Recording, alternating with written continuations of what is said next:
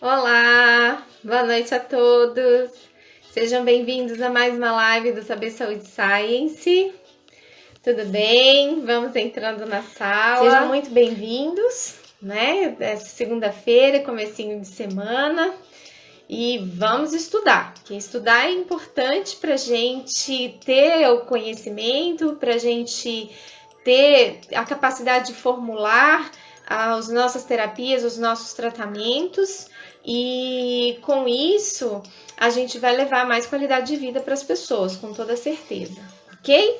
Então eu trouxe imagens aqui hoje pra gente, um pouquinho das imagens, porque tem algumas pessoas que são mais visuais do que mesmo auditivas, então eu fiz aqui um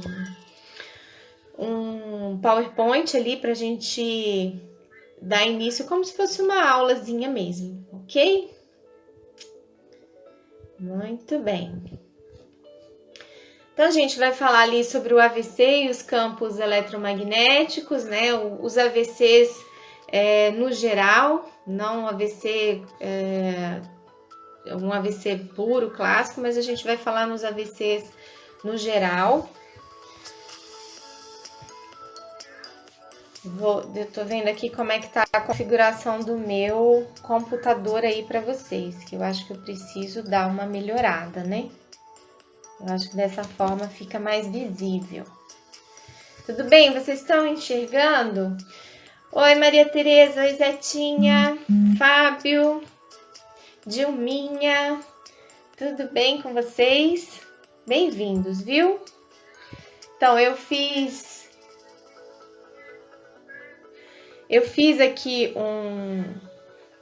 um sistema de aula para ficar, eu acho que um pouco mais compreensivo para vocês. Vou pegar aqui uma caneta. Bom, nós temos aqui, vamos falar sobre AVC, mas nós temos aqui uma outra nomenclatura que você também pode conhecer ou ouvir falar como AVE. Qual a diferença desses dois? A diferença é que quando a gente fala de AVC, essa terminologia, essa terminação AVC, né, o acidente vascular cerebral, ele não é muito adequado. Por que ele não é muito adequado? Porque quando a gente fala de um acidente vascular cerebral, a gente está falando dessa área aqui, que é o cérebro. E nessa área, não é só nela que ocorrem os acidentes vasculares. A gente tem, por exemplo, aqui o cerebelo não faz parte do cérebro, ele faz parte do encéfalo, mas ele também pode ser acometido pelo AVC. Então, o termo mais correto, quando a gente fala de acidente vascular no encéfalo, seria acidente vascular encefálico. Então, vocês podem ouvir, claro que hoje em dia é muito mais natural a gente escutar como AVC, mas a gente, como profissional da saúde, escuta mais AVE. E qual que é a definição, né, desse AVC ou desse AVE, que seria a forma mais correta? A gente está falando ali de um déficit neurológico, ele é atribuído a uma lesão focal aguda do sistema nervoso central por uma causa vascular, sempre vascular, no qual os sintomas persistem por no mínimo 24 horas. Isso é muito importante da gente falar sobre essa questão, né, de tempo, porque existem algumas outras características que a gente vai falar ali do acidente transitório, que a durabilidade dele é menos de 24 horas e a pessoa acaba retornando às suas funções normais. Então, quando a gente está falando de um AVC, o AVC, para ser caracterizado como AVC, um AVE, ele precisa ter uma duração maior que 24 horas, tá? Então, vou voltar ali o meu slide. E quais são esses sintomas? A gente já conhece esses sintomas clássicos, quando a pessoa já fala para você que ela tem ali uma perda de força, né? Você vê a senhora ali, ela não levanta os dois braços na mesma altura. Você pede para a pessoa dar um sorriso, um lado ela fica um sorriso assimétrico, né? Um lado da face vai mais do que o outro lado. Às vezes tem uma perda cognitiva, né? Você pergunta para a pessoa onde ela tá, quem ela não sabe muito explicar. A perda da fala, né? A fala fica mais arrastada, ela não consegue falar, ela não consegue articular bem as palavras. Então, isso tem uma característica grande, assim, com relação ao AVC. Quando a gente tem esses sintomas, sabe-se que exige ali uma ação emergencial, uma ação rápida, uma ação de urgência para preservar esse cérebro o máximo que a gente pode, né? Então, e tem uma coisa muito importante que a gente precisa saber também. O AVC ou o AVE, ele é sempre agudo, ele é sempre súbito. Ele não é assim, por exemplo, a pessoa relata para você, oh, nossa, eu tô sentindo hoje que meu braço tá formigando, eu não tô com o braço legal, ele tá formigando. Aí amanhã, eu não sei, gente, eu acho que eu perdi a força também, não tá só formigando, eu perdi a força. Aí quando é depois de amanhã, eu tô sentindo meio mole, a fala tá mais... Não é assim que funciona. Quando a gente fala de AVC ou AVE, a gente está falando de sintomas clássicos, sintomas agudos, sintomas súbitos. Acontece na mesma hora a pessoa ela perde uma série de capacidades que ela tinha e aquilo ali é muito intenso e você já tem que correr imediatamente para o hospital. Geralmente essas pessoas, geralmente essas pessoas que começam a ter esses sintomas clássicos, mas ao longo de um período, ao longo de dias, deve-se procurar um médico para investigar a possibilidade de um tumor, mas não de um AVC. O tumor pode levar ao AVC também, mas quando esses sintomas são muito demorados, a gente tem uma outra abordagem, uma outra visão com relação a essa sintomatologia. Então, vamos lá. Como que ocorre, né, esse processo dentro do nosso cérebro? Tá todo mundo enxergando bem ali o meu computador? Tá direitinho para vocês? Boa noite, Laudiane. Tudo bem? Oi, Cida. Só me dá um joinha se tá tudo bem ali com a imagem do meu computador, tá, gente? Porque às vezes para mim aparece bem, mas para vocês não tá tão bom assim. Tá, beleza. Oi, Bárbara. Então, como que acontece esse acidente vascular no nosso encéfalo, né? Quando tem um vaso sanguíneo que transporta oxigênio, transporta nutrientes para o cérebro, ou ele é bloqueado, né, por um coágulo, como a gente está vendo aqui, ou você tem ali uma ruptura desse vaso e há um extravasamento sanguíneo naquela área. Então, ou tem esse estrangulamento aqui desse vaso, né? Então, essa área que ele ia irrigar, ela sofre ali uma isquemia, uma falta de oxigenação e nutrição. Ou existe uma ruptura desse vaso e há esse extravasamento sanguíneo, onde também há uma lesão cerebral. É assim que a gente conhece como os AVCs. Bom, se a gente for pensar, isso é muito interessante. Esse slide aqui eu achei super interessante da gente raciocinar. O nosso encéfalo, ele representa apenas 2% da nossa massa corporal, do nosso peso corporal. Então, o peso do nosso encéfalo só é de 2%, referente ao nosso corpo, tá? Mas esse danadinho, ele consome 20% do oxigênio disponível na corrente sanguínea. Olha como é alto. E 15% do fluxo sanguíneo do seu corpo, ele é direcionado para o encéfalo, ele exige muita irrigação. Então, você vê que é um órgão que precisa de muito fluxo sanguíneo. Por isso que esses acidentes vasculares têm uma repercussão muito grande. E olha que curiosidade, gente. Em apenas 1 minuto, percorre pelo seu encéfalo uma quantidade de sangue ideal sangue igual ao nosso peso corporal.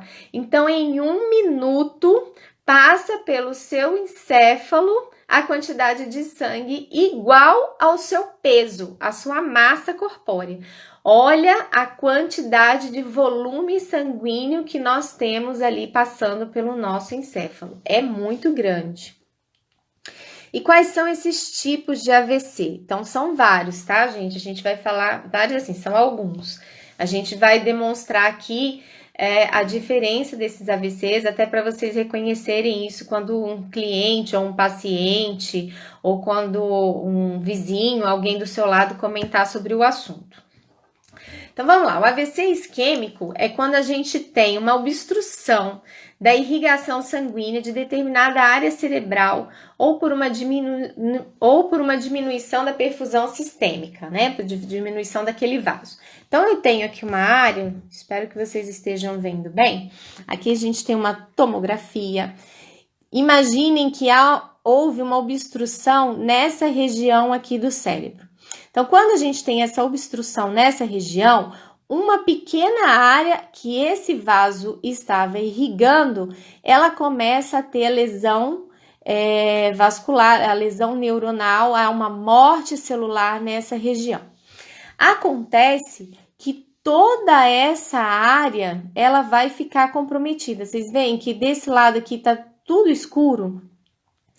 E o que vai ocorrer nessa área? Quando você tem essa interrupção de fluxo sanguíneo nesse vaso que pegaria essa pequena área, imediatamente essa região do cérebro, ela cria novos vasos na tentativa de irrigar toda essa área para não permitir que haja uma morte celular naquele local também. E é exatamente por isso que existe uma grande necessidade de, quando você identifica esses sintomas, os primeiros sinais e sintomas do AVC numa pessoa, que você corra rapidamente para um hospital, na busca de salvar toda uma região cerebral que pode ficar comprometida com a falta dessa irrigação. Então, é importante que a gente pense muito nisso quando você tem uma suspeita de AVC, que seja levado rápido essa pessoa para o hospital para preservar o máximo de área possível daquele cérebro, tá? Então, quando você tem ali essa obstrução, você visualiza essa tomografia dessa forma. E quando você tem um AVC hemorrágico, que no caso é quando tem uma ruptura dos vasos sanguíneos que estão irrigando aquela parte ali do encéfalo, na tomografia a gente visualiza dessa forma aqui. Então, ela é uma área mais densificada, né? Você vê que ela é mais esbranquiçada. Então, isso aqui é característica de um AVC hemorrágico. E o AVC hemorrágico, tanto pode pegar essa área pequena, como pode pegar uma área extensa, uma área grande. E geralmente é o mais difícil de controlar, tá? Normalmente ele é mais mortal do que o AVC isquêmico. Não é sempre, mas normalmente. E aí a gente tem o que a gente chama de ataque isquêmico transitório. Lembra que a gente conversou que quando a pessoa tem alguns sinais de AVC, mas que dura menos de 24 horas, a gente não caracteriza como AVC? Então, o nome é ataque isquêmico transitório. O nome mesmo já está falando, né? Um déficit neurológico, ele é transitório, ele passa, é decorrente de uma redução do fluxo sanguíneo, que tem uma duração menor que 24 horas, e ela é seguida por uma recuperação funcional completa. Então, a pessoa ela retoma todas as suas funções após as 24 horas, ou até um pouco antes, tá? Então, é transitório. Mas, nesse caso, quando a pessoa tem esse ataque isquêmico, né, mesmo que seja rápido, já deve-se correr para o médico precisa fazer, com certeza, alguns exames, já ter alguma cautela, de repente até entrar com uma ação medicamentosa, porque isso pode levar posteriormente a um AVC mesmo. Isso pode ser um prenúncio de que vai ocorrer um AVC futuramente. E a gente tem um AVC, um tipo de AVC chamado AVC lacunar. Esse AVC lacunar, vocês podem notar que ele pega uma área muito pequenininha, olha, são pontinhos aqui que nós estamos enxergando, é bem pequenininho no cérebro. Mas tem uma característica bem interessante. Ele é pequeno, né, esse acidente vascular encefálico, mas ele é profundo e ele envolve um ramo penetrante de uma artéria cerebral grande. Então, a gente tem aqui uma artéria cerebral de calibre maior, aqui nós temos os vasos adjacentes desse calibre maior e normalmente são obstruções desses vasos menores, mas são obstruções muito profundas. Quando isso acontece, gente, são aqueles AVCs que a gente observa que a pessoa ela tem uma hemiparesia motora pura. Sabe, quando a pessoa, você olha para a pessoa, ela tem ali aquele lado, metade, né, um lado dela tá comprometido, mas ela não teve problema na fala, ela não teve problema de confusão mental, ela não teve problema de afasia, ela fala normalmente, enfim. Ela tem todas as outras funções preservadas, mas a parte motora é bem comprometida. Então, isso é o que a gente chama de um AVC lacunar. É mais raro, mas acontece. E qual é a epidemiologia desses AVCs? Então, eu peguei aqui uns dados do Ministério da Saúde, mas ele está desatualizado, ele é de 2015. A gente sabe que hoje vai estar um número muito maior, muito mais crescente do que o que eu vou apresentar aqui para vocês, mas é só para vocês terem uma ideia. Então, são 2.231.000 pessoas com AVC que foram acometidas pelo AVC em 2015. Você imagina como que isso não está hoje. São 568.000 pessoas com incapacidade grave. A prevalência é de 1,6 nos homens e 1,4 nas mulheres. 90% das mortes, elas ocorrem após os 50 anos, tá? Então, você vê que a chance é muito maior quando a pessoa tem acima de 50 anos. 70% não consegue retornar às suas atividades normais. Então, você vê que é uma patologia bem limitante. A incapacidade, ela está bem presente em 29,5% dos homens e 21,5% das mulheres. E tem uma coisa bem interessante nesses dados, olha que coisa mais maluca, gente. A primeira coisa que a gente vai observar é que a prevalência na idade, como a gente falou, né? Mas a segunda coisa é que ela acomete mais as pessoas com menor escolaridade. Olha que interessante. E pessoas residentes em zona urbana. E a etiologia desse AVC isquêmico? Bom, o que pode provocar um AVC isquêmico? A gente vai falar ali das embolias, né? Que é um grande fator para se ocasionar essa obstrução dos vasos. A aterosclerose. A aterosclerose é um tema que nós já conversamos bastante numa outra live, mas é uma live que nem ficou gravada. Vou voltar aqui. É uma live que nem ficou gravada e que eu tenho muita vontade de refazer essa live, que eu acho que muita gente perdeu. E é um tema super interessante. Quando a gente fala de aterosclerose, ela é uma doença bem silenciosa, ela pode começar já na infância do indivíduo, depende muito assim da sua alimentação, uma alimentação inadequada, o sedentarismo, estresse também está associado à aterosclerose. Então, ela é um fator primordial, um precursor mesmo dos AVCs. Isso é uma coisa que os especialistas vêm comentando muito com relação ao AVC, voltada essa ligação direta com a aterosclerose. Então, é importante a gente manter uma boa qualidade alimentar, a atividade física, eu falo sempre, apesar de a gente estar num canal que fala muito de eletromagnetismo, mas eu como fisioterapeuta sempre falo para vocês, nós somos como um planeta, gente. Se o nosso planeta parar, a gente morre. A mesma coisa somos nós. Se a gente para, as nossas células também morrem. Então, é fundamental que a gente se mantenha ativo, é fundamental que a gente se mantenha sempre em movimento. Isso auxilia muito na nossa saúde, tá? Então, esse é um dos fatores cruciais para desenvolver esse AVC isquêmico. O vasoespasmo, o que é esse vasoespasmo? Ele é a redução daquele calibre do vaso. Então, você tem ali uma redução de volume sanguíneo daquela área ou até uma interrupção mesmo, dependendo da extensão desse vasoespasmo.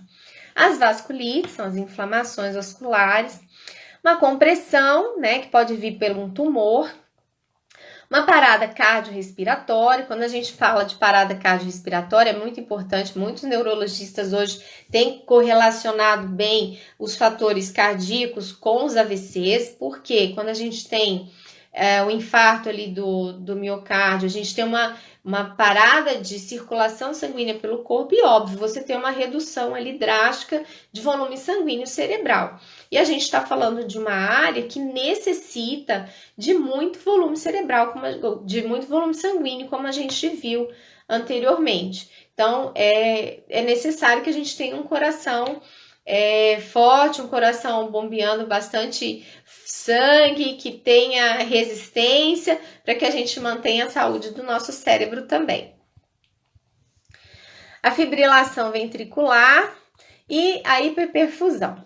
Isso são fatores que provocam AVC isquêmico. E o AVC hemorrágico? Isso aqui é bem interessante, gente. Quando a gente fala de AVC hemorrágico, a gente entra ali num fator primordial, que é a hipertensão arterial.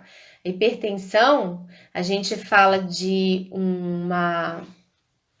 Quando a gente fala de hipertensão, a gente está falando de uma pressão muito grande nesses vasos. Esses vasos sanguíneos, eles não têm um calibre como o calibre dos vasos do nosso corpo. Quando a gente fala de calibre dos vasos cerebrais, eles são muito mais finos do que os calibres de vasos do nosso corpo.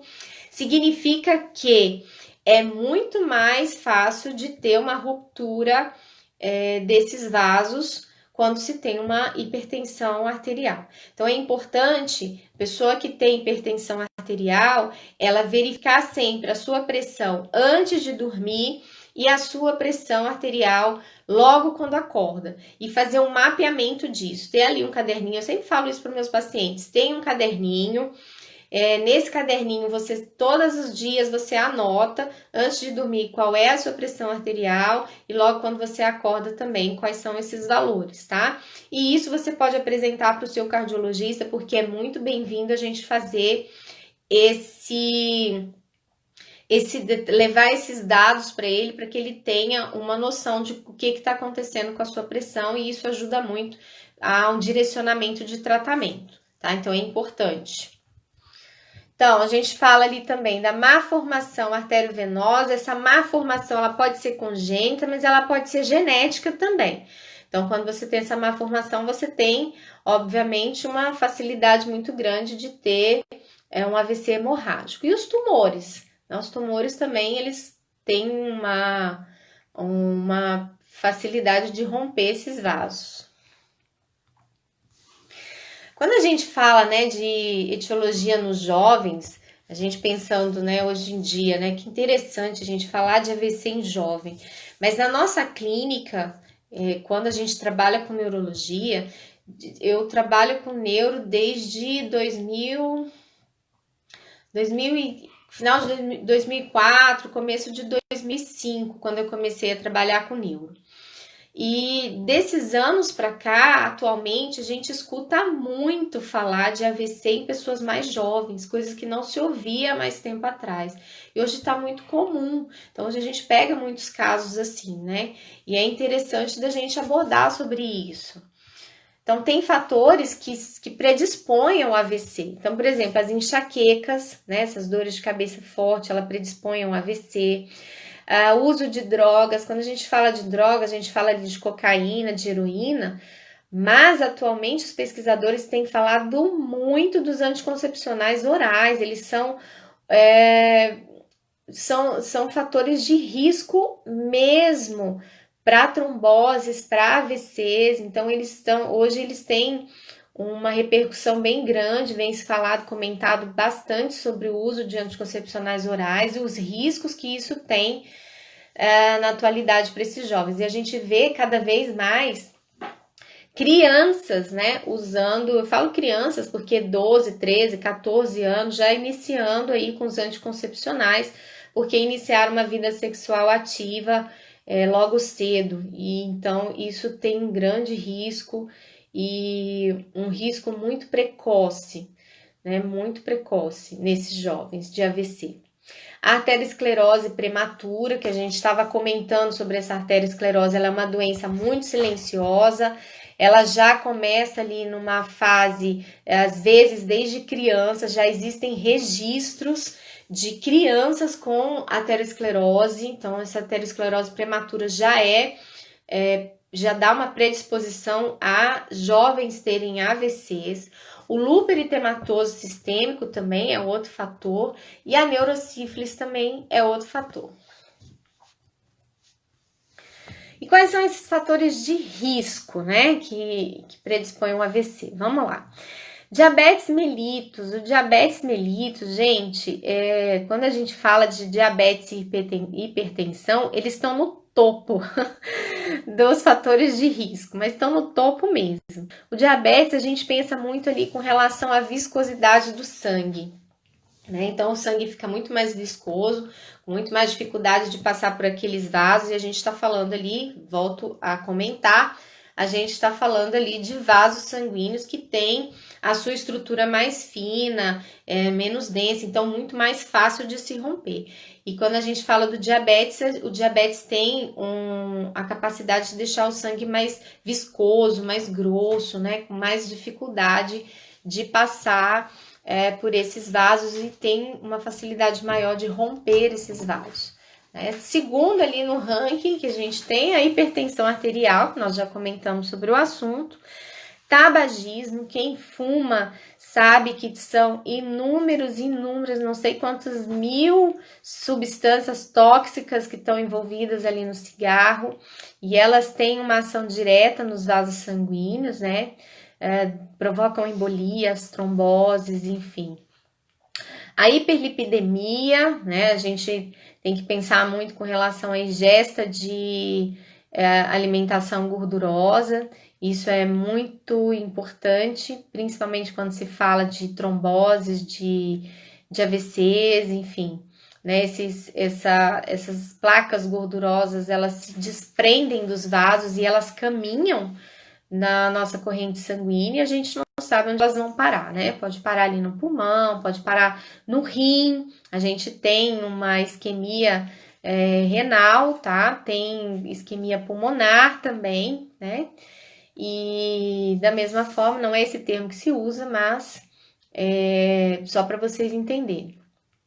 A fibrilação atrial tá aí de novo, né? Antecedentes familiares, então pode ser genético. Aquele ataque isquêmico transitório que nós comentamos, né? Ele também é um precursor dos AVCs, então a pessoa que tem esses ataques, que tem esses sinais, sintomas de AVCs, que passam rapidamente, que a pessoa retorna às suas funções normais, com menos de 24 horas, ela já é um caso preocupante, ela é um caso a ser investigado, a ser tratado e cuidado para se evitar um AVC. Tá? Ela tem muito mais propensão. O infarto agudo do miocárdio, que nós comentamos também, né? A gente para o coração e não tem irrigação cerebral, óbvio. O alcoolismo, o sedentarismo, a insuficiência cardíaca e as drogas. A gente fala ali de drogas simpatomiméticas, dos anticoncepcionais orais e da cocaína. E tem alguns medicamentos também que provocam AVC. Ok? Agora, se a gente analisar, dá uma boa olhada nesse quadro e observa, gente, que pelo menos aí eu acredito que uns 50%, 60%, talvez até mais, acho que uns 70% aí, a gente consegue evitar, né? Fazer um trabalho de prevenção, um trabalho preventivo de AVC. Então, o diabetes, se você tem ali um diabetes controlado, né? Você toma seus medicamentos, controla a alimentação, pratica uma atividade física, você tem muito menor risco de ter um AVC, desenvolver o AVC. Hipertensão, você é um hipertenso, mas você é um hipertenso controlado, toma sua medicação direitinho, é óbvio que o seu risco diminui assim consideravelmente. Tabagismo nem se fala, né? Parar de fumar. A hiperlipidemia também é fator que você pode evitar com uma alimentação mais saudável. O que mais ali?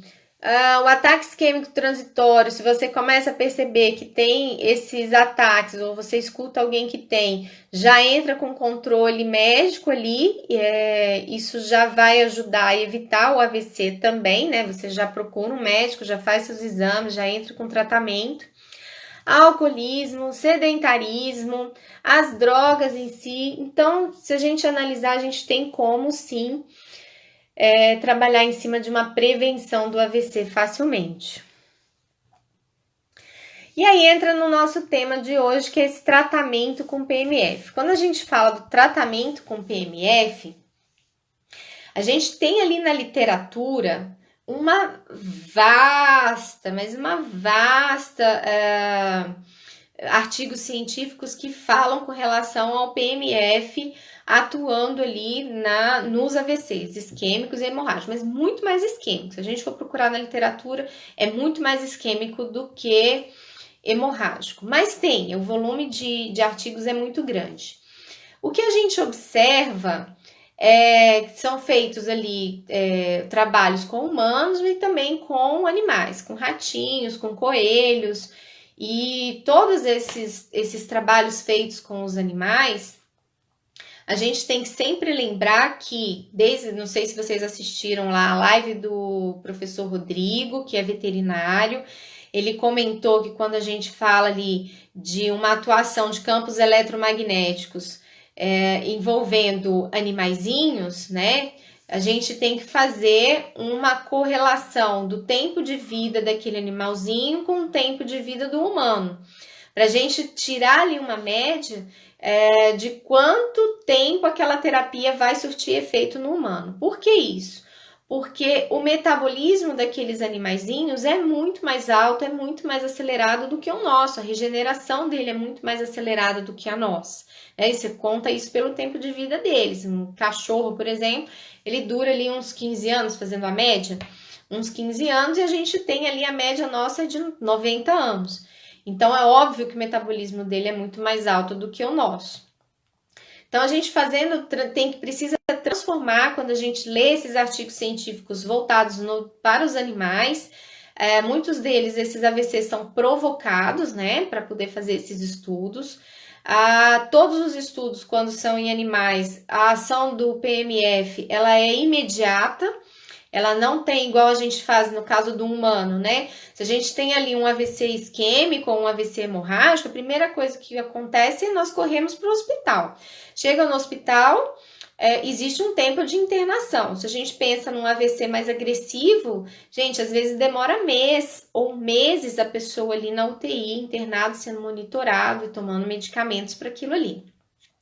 Depois que essa pessoa sai do hospital, ou pelo menos ela sai da UTI e ela recebe ali uma alta médica, que eu posso dizer assim, é que a gente pode intervir com o nosso material de estudo, que é as ondas eletromagnéticas. Enquanto esse paciente estiver detido, vou usar esse termo, né, dentro de um hospital, a gente não tem atuação com esse paciente. Então, esse paciente não vai receber essas ondas. É diferente quando a gente fala de animais, porque os animais, quando estão ali em estudo, as lesões são provocadas e imediatamente elas já têm a atuação ali do nosso objeto de estudo, que é as ondas eletromagnéticas, tá? Então, existe essa correlação. Então, são vários estudos e vale a pena a gente ler, principalmente ali no PubMed tem bastante, é muito gostoso da gente ir atrás.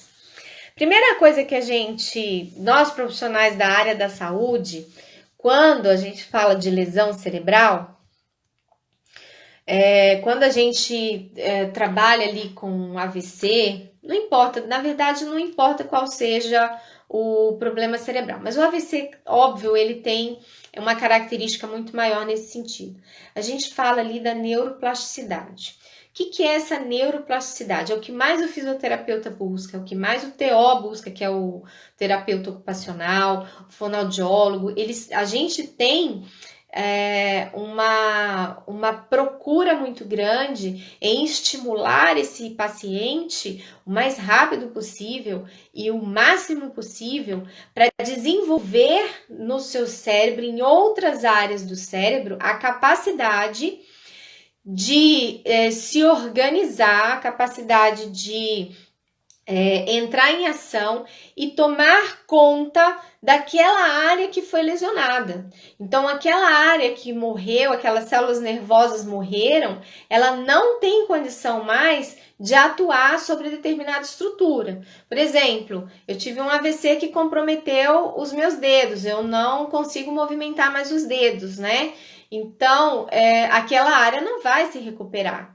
O que a gente busca dentro do nosso trabalho, da nossa intervenção como profissional da área da saúde, é a tal da neuroplasticidade, porque nós vamos estimular aquele cérebro o máximo possível para que outras áreas se ativem, que outras inervações elas tomem o papel daquela área que morreu. Então, isso é o mais importante para nós.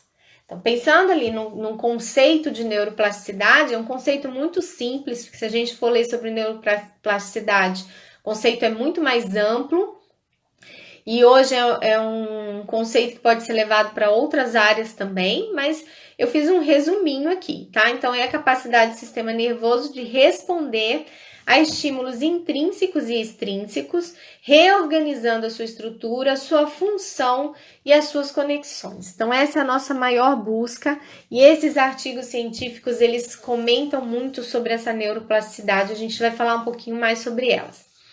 Então, quais são os efeitos do PMF no encéfalo? Ali, gente, eu li alguns artigos científicos, e eu fiz assim, um resumão do que esses artigos, no geral, colocaram ali como melhora, tá? Do quadro do paciente com o uso dos campos eletromagnéticos. Então, quando eu estava lendo esses artigos, quando a gente chega ali naquela conclusão, a gente vai pegar ali, melhora tal coisa, ajuda em tal coisa. Então, eu fiz esse resumão, assim, de vários artigos. O que tem ali é um resumão de vários artigos, não é de um só. Depois a gente vai pegar ali um resumo de 2 artigos somente, que eu trouxe hoje para vocês, mas para o conhecimento de vocês. E, no geral, eu acho que esse resumo vai dar bem uma noção de quais são as ações que acontecem com o PMF no nosso encéfalo, tá? Vou voltar minha telinha lá.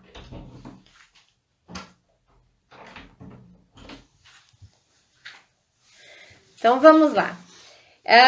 Melhora a oxigenação celular. Então, com o uso do PMF, a gente tem ali o aumento da irrigação daquela região, né? O PMF tem essa capacidade de aumentar essa vascularização e melhora essa oxigenação celular, que a gente sabe que é fundamental para aquela área se manter viva, se manter ativa.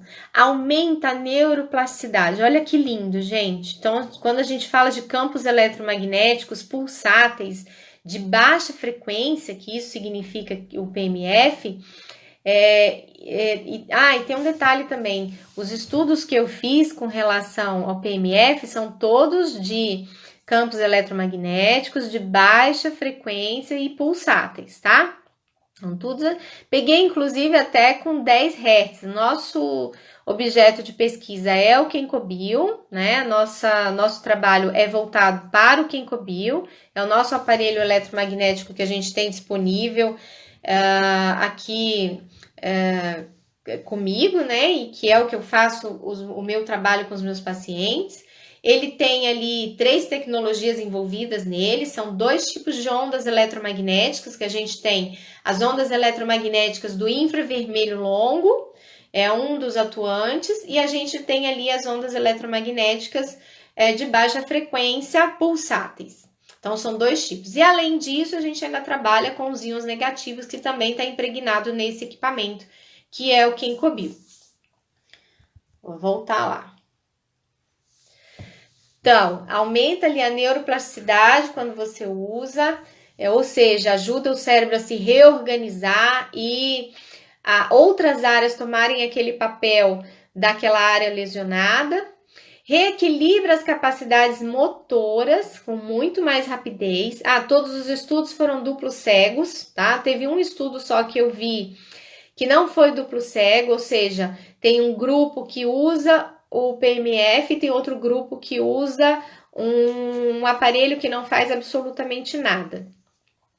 E aí faz esse comparativo. O estudo que não fazia duplo cego eu descartei e não utilizei aqui como parâmetro, tá? É só os que são duplo cego. Então, ele auxilia na regeneração neural, que é muito importante. Lembra daquela área que eu falei, daquela área da isquemia? Principalmente naquele caso ali, onde você tem uma obstrução, uma morte neural ali, celular, de uma pequena área, mas que tem toda uma região que é comprometida. Então, imagina quem cobriu naquela área. Aumento da disponibilidade de óxido nítrico. Gente, isso é importantíssimo. O óxido nítrico no nosso corpo é uma molécula bem pequena, acho que é a menor molécula que nós temos no corpo. Atualmente é descrita assim. Ela tem uma grande importância como uma célula reparadora, como uma célula que auxilia muito nos processos inflamatórios. Ela tem uma importância, ela tem sido muito investigada atualmente pelos pesquisadores, porque ela tem uma importância muito grande no nosso corpo, desde quando nós somos embriões, tá? Desde quando a gente é um embriãozinho ali na barriga da mamãe, ela já tem atuação no nosso corpo. Então, é importantíssimo quando a gente fala que o PMF, ele atua nesse aumento de óxido nítrico no corpo. Ele acelera a cicatrização de danos nos tecidos após a isquemia, melhora a sobrevivência das células após o choque isquêmico, lembrando daquela área cerebral isquêmica lá que eu mostrei para vocês, e reduz a inflamação. Então, olha que riqueza. Eu trouxe 2 artigos aqui para vocês para a gente ler, tá? Então, tem um artigo, tá tudo no PubMed, vocês podem procurar. Eu mudei um pouco o nome porque o nome é muito grande lá, mas depois, se alguém quiser, eu passo o link para vocês darem uma olhadinha. Eu mudei o nome porque lá eles falam de ondas eletromagnéticas pulsáteis de baixa frequência, então eu só resumi para o PMF. Então, tem um aumento da perfusão microvascular e oxigenação tecidual via PMF no cérebro de ratos. Então, eles pegaram ali os ratinhos, esse estudo é duplo cego também, como eu falei, utilizaram, isso aqui foi uma aplicação única, tá? Nesses ratos, não foram várias aplicações, não, foi uma só. Então, eles fizeram a lesão nesses ratos, provocaram uma lesão, usaram por 30 minutos o PMF, com efeito na perfusão e metabolismo microvascular cortical cerebral.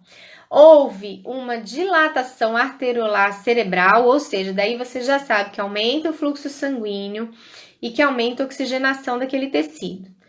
Aí embaixo está escrito, né? Aumenta o fluxo sanguíneo, microvascular, na oxigenação tecidual, que persistiu por pelo menos 3 horas, gente. Então, uma aplicação desse aparelho foi observado que toda essas funções, ela foi observada por no mínimo 3 horas. Olha que interessante.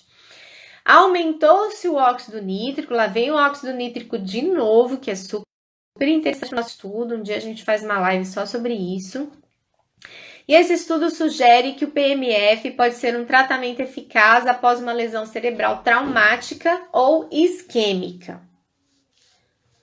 E aqui eu trouxe um outro, gente, pensando com relação à nossa prevenção, tá?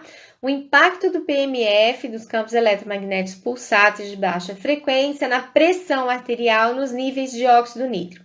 Lembra que eu falei que um dos fatores mais importantes para o avanço, para você alcançar um AVC, é a hipertensão arterial? Então, aqui eu trouxe um estudo que eu achei super legal, falando com relação ao aumento dessa pressão arterial e o aumento do óxido nítrico. Esse é um estudo, tá bem completinho, sabe? Porque eu só fiz um resumão aqui pra gente não ficar muito extenso. Então, ele fala aqui que a terapia com PMF ela foi proposta para impactar a função fisiológica do nível celular e tecidual. Um mecanismo possível é através de um impacto na função endotelial e nas vias relacionadas ao óxido nítrico. Lá vem um danadinho de novo.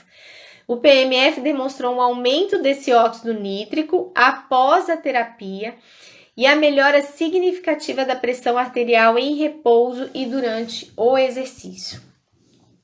Nesse estudo, ele coloca detalhadamente assim, qual foi o aumento da pressão arterial, a redução, né, da pressão arterial em repouso, durante o exercício, após o exercício, a pressão sistólica, a pressão diastólica, a média da pressão. Então, assim, tá tudo bem detalhadinho, é um estudo bem completo, que tá bem legal da gente ver com relação a esses resultados. Depois eu passo o link para vocês também. Bom, e quais são as recomendações que eu faço quando a gente fala ali do PMF, dessas ondas eletromagnéticas pulsáteis, né? Dos efeitos dela com relação do uso dela e os efeitos dela com relação ao paciente que sofreu um AVC, seja isquêmico ou seja hemorrágico. Então, a primeira coisa que eu falo é o seguinte, gente, você precisa fazer essa terapia concomitante com os tratamentos clínicos, tá? Você precisa, não é só simplesmente vai lá, usa o aparelho, aí você fala para o seu cliente ou você fala para o paciente, olha, compra o aparelho, usa na sua casa, que é ótimo para a sua regeneração, vai ser excelente para a sua melhora o mais rápido possível, e aí a pessoa vai e abandona todos os tratamentos clínicos. Não é assim que funciona.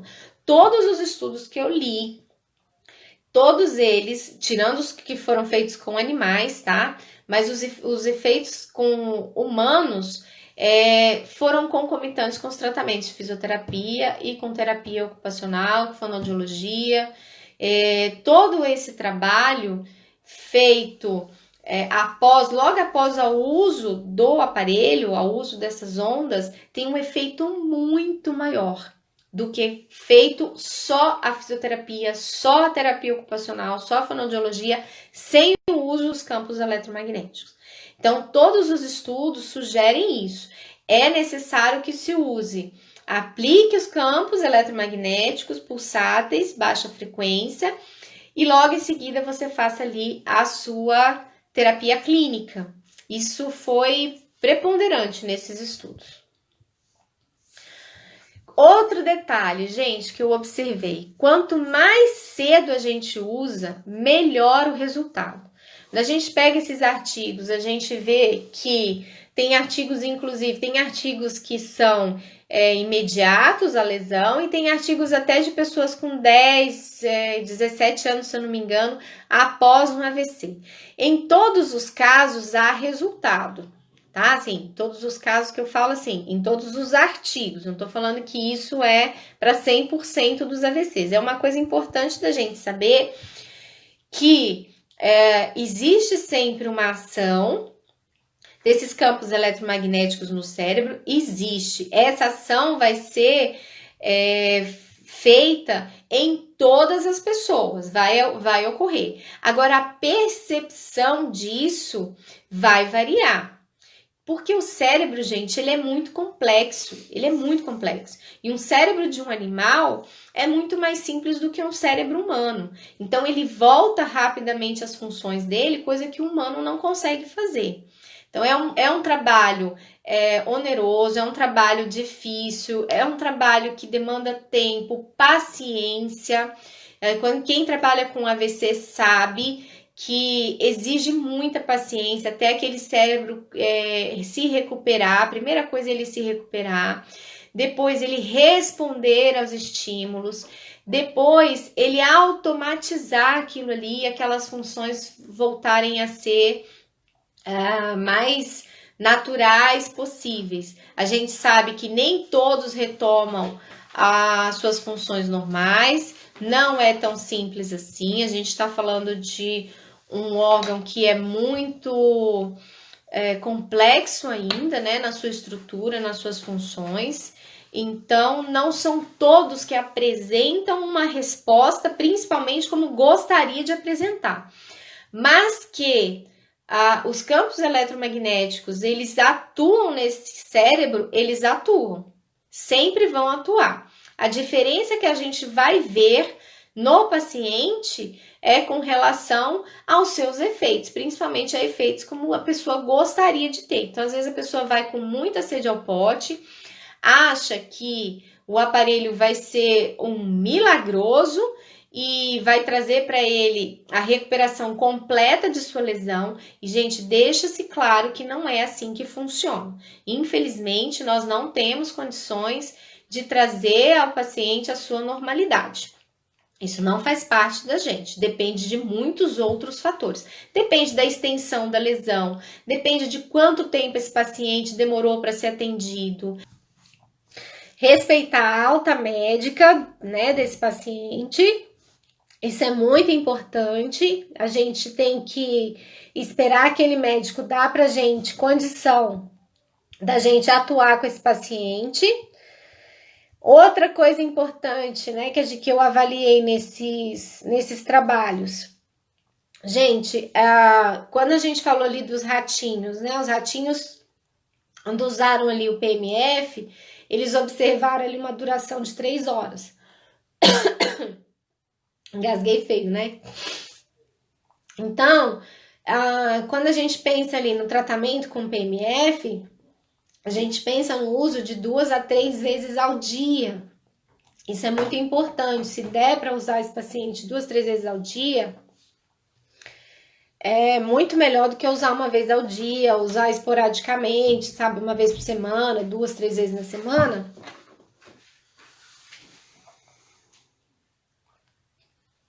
Pronto, acho que agora melhor.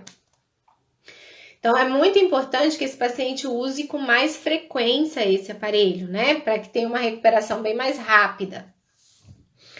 Outro fator, ele tem muito mais efeito quando você usa, como a gente já falou, minutos antes de uma terapia clínica. Então, minutos antes de uma fisioterapia, minutos antes de uma terapia ocupacional, minutos antes de um trabalho de fonoaudiologia. Esses estudos têm demonstrado muito isso, gente. Que quando você usa ali os campos eletromagnéticos pulsáteis de baixa frequência, logo em seguida faz a terapia, ele tem muito mais efeito. E tem um outro fator importante que eu não posso deixar de falar.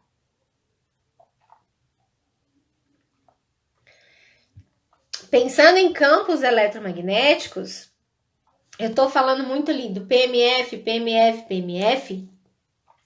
mas campos eletromagnéticos, eu tô falando também do infravermelho longo, né? A gente tem ali a fotonterapia, e a fotonterapia tem um efeito fantástico, pensando na prevenção e pensando no tratamento desse paciente. Então, a gente pode fazer um trabalho casado com o Kenkobil e com a fotonterapia, né? Com os infravermelhos, as ondas de infravermelho longo. Isso é muito importante.